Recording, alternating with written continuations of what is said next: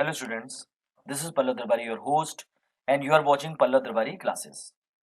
In this video, we will discuss the fourth chapter of Business Studies, class 12th, that is planning. Let us discuss the topic that we will discuss in detail. The first topic is meaning of planning, second, features of planning, third, merits and demerits of planning, and the fourth, planning process.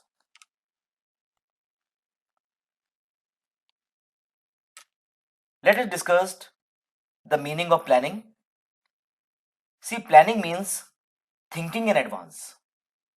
What to do, when to do, how to do, and by whom it is to be done. So, planning is thinking in advance what is to be done, when it is to be done, how it is to be done, and by whom it is to be done.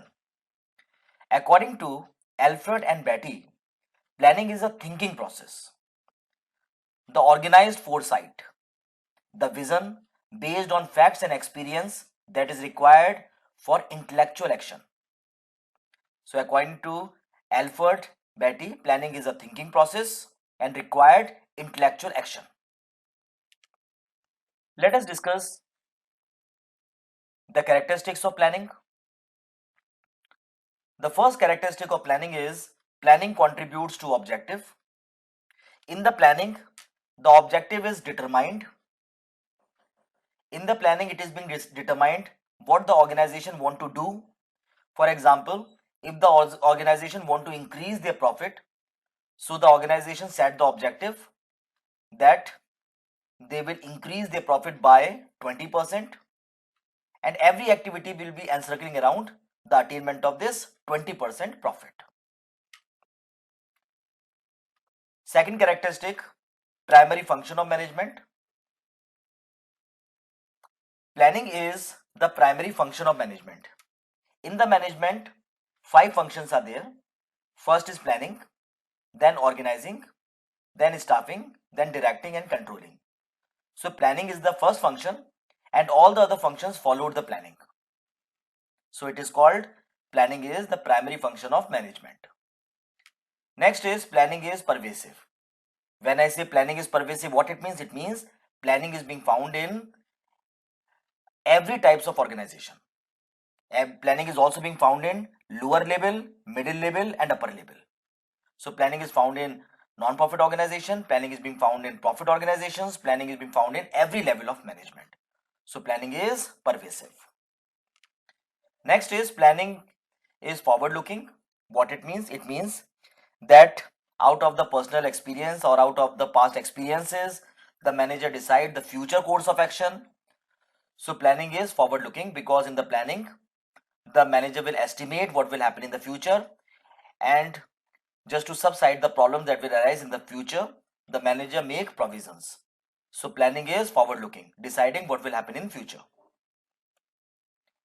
Planning is a continuous process. We know that business is affected by the external forces, and just to be attuned with the external forces, the manager has to make changes in the planning. This make planning a continuous process. Next is planning involve decision making. In the planning, different alternative is jotted down. Different alternatives for the attainment of objectives is jotted down, and all the alternative is evaluated and the best has to be selected.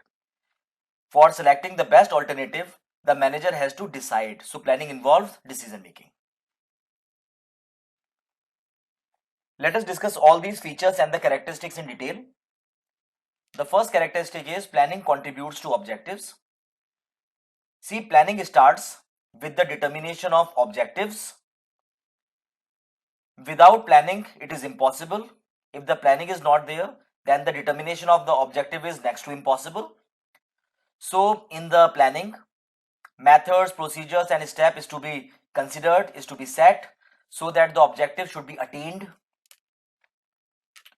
The next characteristic is planning is primary function of management. When I say primary function of management, what it means? It means that planning is the first function to be performed by every manager.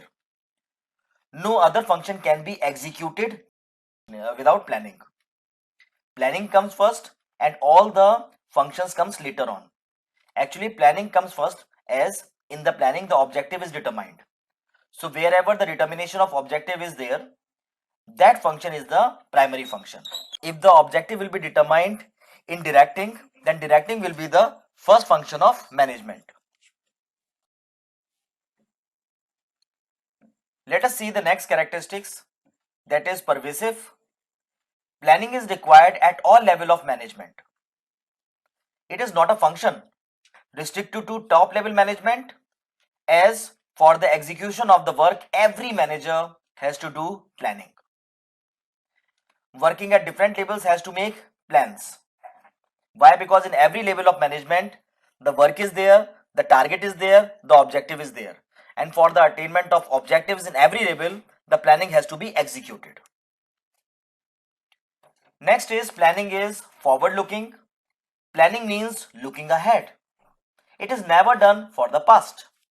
All the managers try to make predictions and assumptions for the future, and these are based on the past experiences of the managers.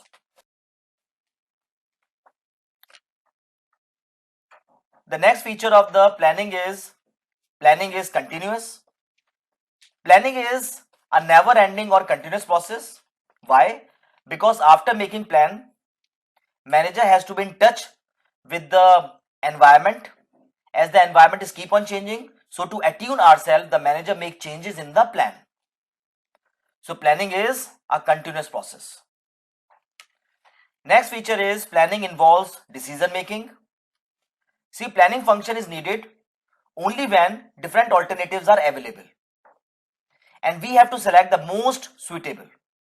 One cannot imagine planning in the absence of choice, because in planning function, manager evaluate various alternatives and select the appropriate. If only one alternative is there, then there is no need for planning. So in the planning, one has to take decision which one is the best alternative. The next characteristic is planning is a mental exercise. See, planning is a mental exercise which requires higher thinking. That is why it is kept separate from operational activity by Taylor.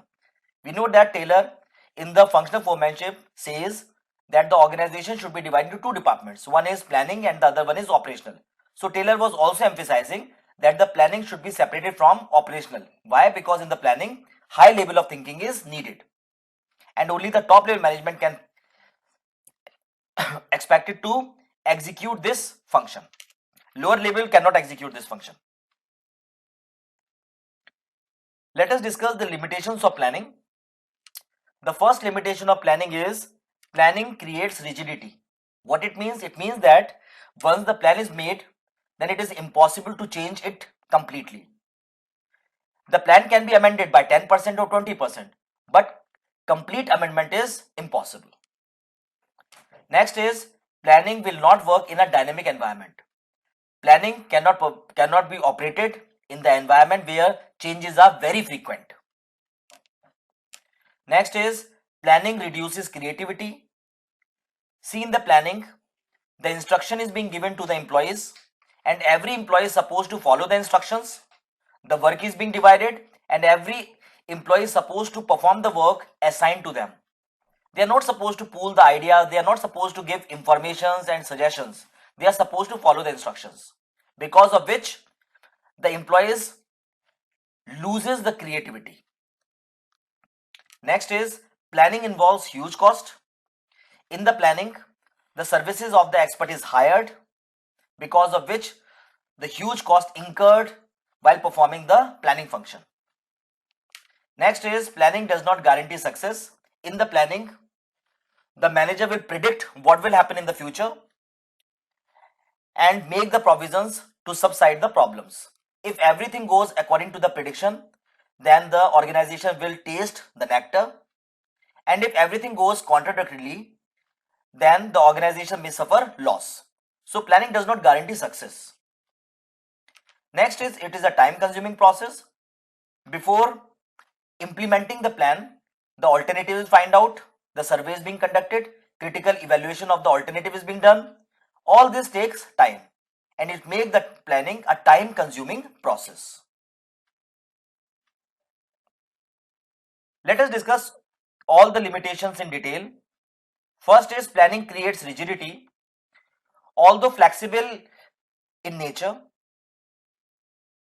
planning is flexible, but in case of changes, in case of 100% change, it is impossible. Small changes can be inculcated in the organization in the planning process, but big changes are neither possible nor in the interest of the organization. Since it is not possible to introduce desired changes according to the change situation, the organization loses many chances of earning profit. Next limitation is planning does not work in a dynamic environment. Planning is based on the anticipation of the future happenings. Since future is uncertain and dynamic, therefore the future anticipation is not always true. Therefore, it is said that the planning does not work in dynamic environment. Next is planning reduces creativity. Under planning, all the activities connected with the attainment of objectives are predetermined. Everybody works as they are being directed to do, as it has been made clear in the plan. Therefore, they do not think about the appropriate way of discovering the new alternatives, and this reduces the creativity. Next, planning involves huge cost. Planning is a small work, but its process is really big. It takes lot of time, and during this entire period, the manager remains busy in collecting lots of information and analyze it. In this way, so many people remains busy, so organization has to face the problem of cost, huge cost, because these people have to be paid. Next limitation, planning does not guarantee success. Sometimes the manager thinks that the planning solve all their problems. Such thinking makes them neglect their work, and adverse effect of such an attitude has to be faced by the organization. In this way, planning offers the manager a false sense of security and makes them careless. Hence, we say that mere planning does not ensure success, rather efforts have to be made for it. Next, planning is a time consuming process. Planning process is a time consuming process because it takes long time to evaluate the alternatives and select the best one, and it takes time. Let us see the steps to be followed in the planning process. The first step is selecting alternatives. The very first thing which we do in the planning is we determine the objectives which the organization want to attain. Second is we have to develop the premises. Developing premises means we have to predict, the manager has to predict what will happen in the future. They will predict the consequences which can affect the objectives of the organization, so that the timely suitable measures should be taken to subside the problems and the objectives can be attained at ease. Next is identifying alternative course of action. After developing the premises, after ascertaining what will happen in the future, the next step is finding out the ways and means for the attainment of objectives. All the different means should be jotted down, and the manager evaluate all these alternatives.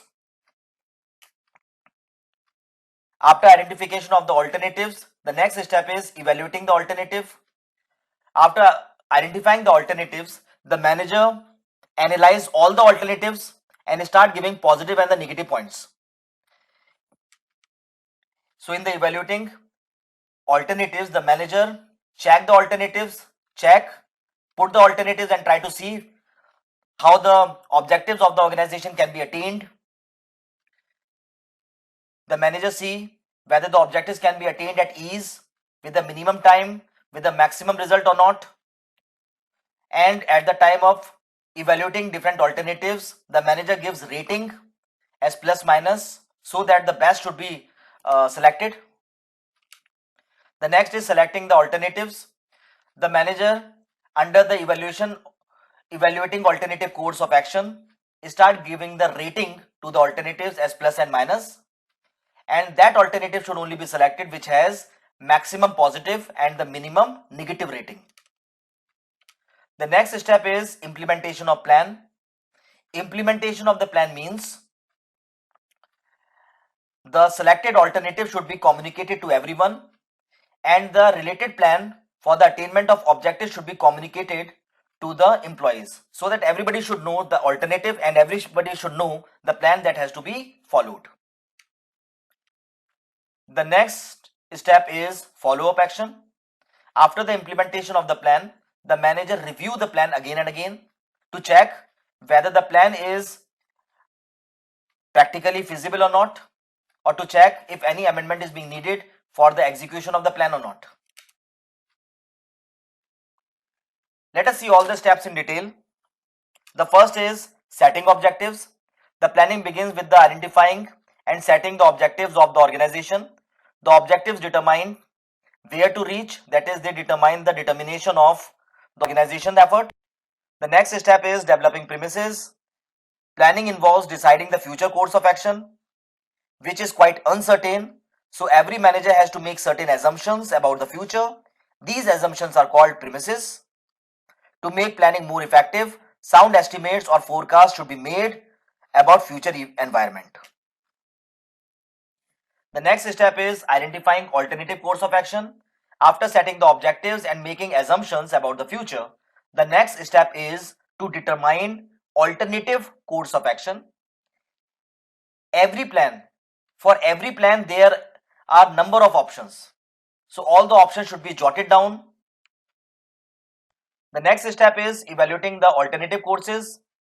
After identifying and listing the alternative course of action, the next step is to evaluate each alternative. Each course of alternatives or each course will have to be weighted on the basis of positive and the negative points. All the alternatives should be compared and evaluated in the light of feasibility, cost, consequences, and so on.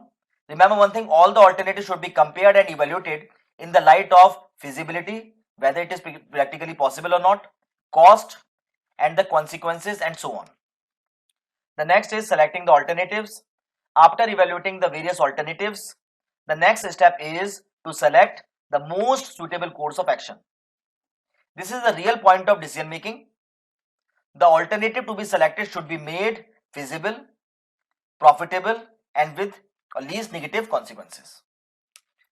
The next step is implementation of plan. Plan are of no use until these are put in action. So this step is concerned with transforming the plan into action by activating other managerial functions. The next step is follow-up action. After implementation of the plan, the last step is to be periodically review the existing plan to ensure their relevance and effectiveness. The plan must be constantly monitored, and in case of any deficiency, they should be modified and adjusted.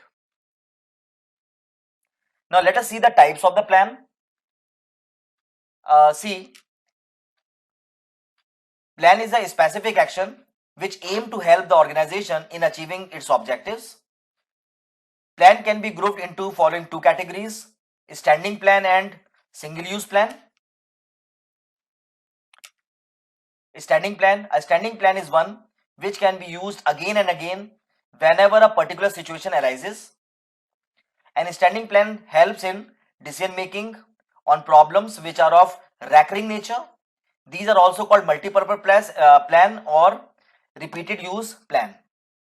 Let us see the single use plan.